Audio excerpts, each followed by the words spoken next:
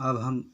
NCERT के book से 15.5.2 का क्वेश्चन नंबर 2 का 2 बनाएंगे, जो कि लिखा हुआ कि -3 -1/2 और कोमा 2 डॉट का 11वां पद ज्ञात करना है। तो सॉल्व लिखकर ये मेरा A1 हो गया -1, A2 हो गया -1/2, फिर A3 हो गया 2 डॉट का 11वां पद कौन सा होगा पता नहीं, उसी को निकालना है। तो पहला सारांतर निकालते हैं A2 -A1, तो -1/2 माइनस फिर -3,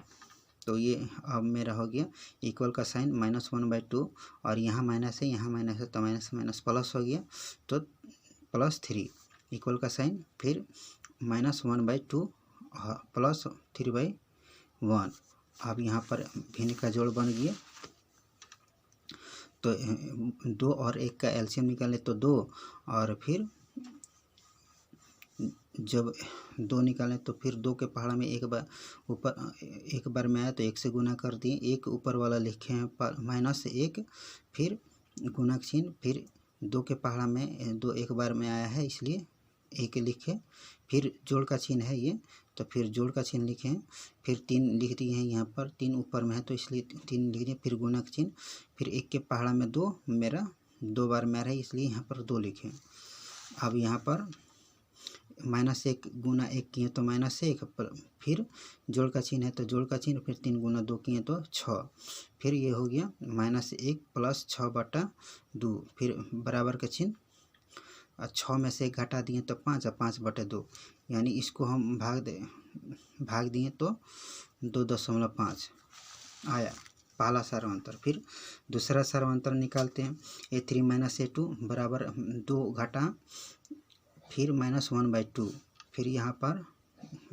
इक्वल का साइन 2 के नीचे कुछ भी नहीं है तो 1, फिर यहाँ माइनस माइनस प्लस हो गया तो 1/2, ये भिन्न का जोड़ हो गया। और जैसे ये बनाए वैसे ही इसको भी बना देंगे।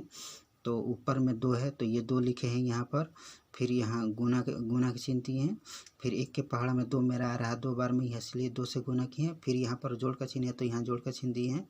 फिर ये 1 लिखा हुआ है तो यहाँ पर 1 लिखे हैं, फिर 2 के पहाड़ा में 1 बार में आ रहा है इसलिए गुना करके 1 से गुना किए। अब यह 2 गुना 2 यहाँ पर हो गया 4, और फिर 1 गुना 1, बीच में जोड़ का चिन्ह है तो जोड़ का चिन्ह, फिर 1 गुना 1 1 हो गया, यानी 4 जोड़ 1/2,